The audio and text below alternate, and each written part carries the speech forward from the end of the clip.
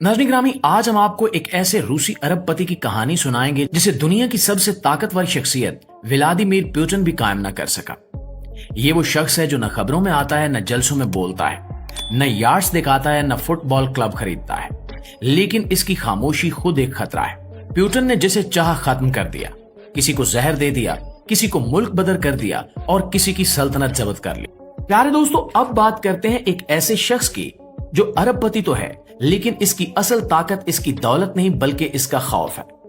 एक ऐसा नाम जिसे रूस के अंदर डॉर्थ वेडर कहा जाता है। यह है एगोर सेचन, रूस की सबसे बड़ी रियासती तेल कंपनी रोज नेफ्ट का सरबराह और पुतिन का ऐसा राजदार कि खुद क्रेमलिन भी उससे डरता है। एगोर सेचन आम अरबपतियों की तरह नहीं जीता। ये न मगरिब में जायदादें बनाता है, न फुटबॉल क्लब खरीदता है, न किसी यार्ड पर मौज मस्ती करता है। ये सिर्फ एक चीज में महारत रखता है, कंट्रोल। ये ताकतवर है लेकिन अपनी ताकत को कभी दिखाता नहीं है, बल्कि इसे पसे पर्दा रखकर चलाता है जैसे कोई जंगी कमांडर। सचिन का दायरा इख्तियार सिर्फ रोज नेफ्ट तक महदूद नहीं है। इसने अपने इर्द गिर्द एक ऐसा निजाम बनाया हुआ है जिसमें एफबीएस, जीआरयू और दीगर खुफिया इदारों के साबका अफसरान शामिल हैं।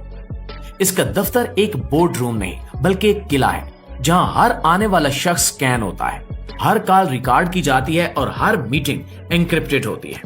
जहां दूसरे अरबपति दुबई, लंदन या पेरिस में पनाह लेते हैं, एगोर सेचन वो शख्स है जिसे खुद पुतिन पनाह देता है, क्योंकि वो इतना कुछ जानता है कि अगर कभी जुबान खोल दे तो पूरी रूसी मईशत लरस जाए। इसके सौदे सिर्फ पैसे पर नहीं, राजों पर होते हैं। वेनेजुएला में तेल का मुआहदा हो या जर्मनी में गैस की तरसील, सचिन का दस्तखत वहां मौजूद होता है।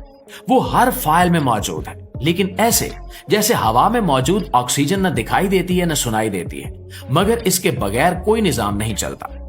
और फिर 2022 का लम्हा आया। यूक्रेन पर हमले के बाद दुनिया ने रूसी अरबपतियों को निशाने पर लिया। सचिन का नाम भी पाबंदियों की फहरिस्त में शामिल हो गया। फ्रांस में इसकी एमोर वीरो नामी यार्ड जब्त कर ली गई, लेकिन सचिन वो शख्स नहीं जो भाग जाए या माफिया मांगता फिरे। ये वही करता है जो एक कॉर्नर्ड वॉल राड करता है, वो जवाबी हमला करता है। रोज नेफ्ट के असासे फौरन एशिया, अफ्रीका और लातीनी अमेरिका में मुंतकिल कर दिए गए। कंपनी के सौदे नए नामों से किए जाने लगे, शिपमेंट्स नई बंदरगाहों से रवाना होने लगी और सचिन खुद वो अवामी निगाहों से ओझल हो गया, लेकिन इक्तिदार से नहीं। अब वो क्रेमलिन में पहले से भी ज्यादा ताकतवर हो चुका है। अब वो पब्लिक में नहीं आता क्योंकि उसे अब बोलने की जरूरत ही नहीं रही। वो खामोशी से धाड़ता है और इसकी धाड़ सिर्फ उनको सुनाई देती है जो रूस के असल निजाम का हिस्सा है। और दोस्तों, सचिन की सबसे बड़ी ताकत यह है, ये सिर्फ तेल के कुओं का मालिक नहीं, ये रूसी हुकूमत के सब खुफिया राजों का रखवाला है। और यही वजह है कि खुद पुतिन भी इससे एहतियात बरतता है, क्योंकि रूस के बाकी अरबपति पुतिन के नीचे होते हैं, लेकिन एगोर सेचन उसके साथ खड़ा होता है। दोस्तों, रूसी अरबपतियों की फहरिस्त में अगर कोई शख्स सबसे ज्यादा खामोशी से चालें चलता रहा है तो वो है अलेक्से मोर्दाशोव, जिसे रूस की बड़ी स्टील और माइनिंग कंपनी का मालिक कहा जाता है।